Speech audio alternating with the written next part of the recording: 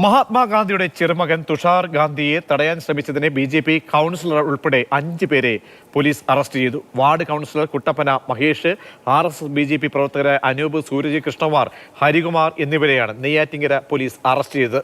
ഇവരെ സ്റ്റേഷൻ ജാമ്യത്തിൽ വിട്ടയച്ചു.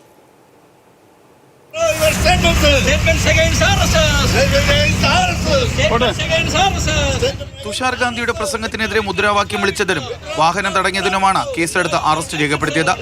അറസ്റ്റിലായ പ്രതികളെ സ്റ്റേഷൻ ജാമ്യം നൽകി വിട്ടയച്ചു. ഇന്നലെ വൈകിട്ടായിരുന്നു കേസിനാസ്പദമായ സംഭവം നടന്നത്.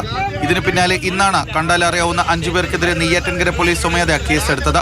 മുതിർന്ന ഗാന്ധിയനും ഗാന്ധി സ്മാരക നിധിയുടെയും സേവാഗ്രാം ആശ്രമത്തിന്റെ ചെയർമാനായിരുന്ന P. ഗോപിനാഥൻ നായരുടെ പ്രതിമ അനാച്ഛാദനം ചെയ്യാനാണ് കഴിഞ്ഞ ദിവസം തുഷാർ ഗാന്ധി നെയ്യാറ്റിൻകരയിലെത്തിയത്.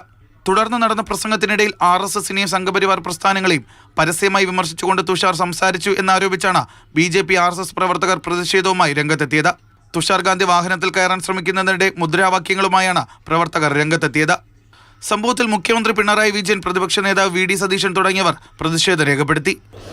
ഇത് ഏറ്റവും നിന്ദ്യമായ, ഏറ്റവും ക്രൂരമായ ഒരു നടപടിയാണ്. ഗാന്ധിയെ അപമാനിക്കുന്നതിന് തുല്യമാണ്. പ്രതിഷേധം വിവാദമായതോടെ തുഷാർ ഗാന്ധിക്ക് കേരളത്തിൽ കൂടുതൽ അവസരങ്ങൾ ഒരുക്കാനുള്ള നീക്കത്തിലാണ് കോൺഗ്രസും. മാതൃഭൂമി ന്യൂസ്, തിരുവനന്തപുരം.